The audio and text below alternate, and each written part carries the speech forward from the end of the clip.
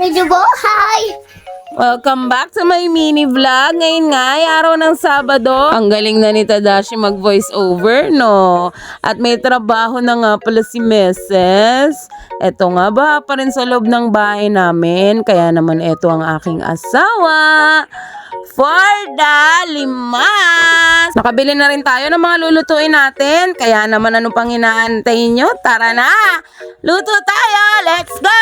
Ngayon ngang araw magluluto tayo ng sinigang kasi medyo gloomy pa rin yung weather. Kaya naman tara, luto tayo ng sinigang! Yes! Bumili nga pala ako syempre kay Ate Rally.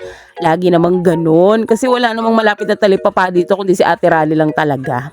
At ang mga ingredients, yan nakikita nyo na, hindi ko na iisa-isahin. Medyo hindi pa rin umuupa ang baha sa labas ng bahay namin. Kaya naman medyo nahihirapan pa din kami at nakabota pa din. Pero okay lang, palagi ko nga sinasabi sa inyo, enjoyin lang natin ang buhay. Piliin lang natin palagi maging masaya. At palagi tayo magtiwala sa Panginoon kasi hindi niya tayo pababayaan. Oo nga pala, malapit na nga pala ang fiesta dito sa Kupang. Lahat halos ng bahay dito merong handa, kaya kayo na lang ang mamimili kung saan kayo hihingi ng menudo. Yun lang, piliin nyo palagi maging masaya at magtiwala sa Panginoon. Happy Fiesta!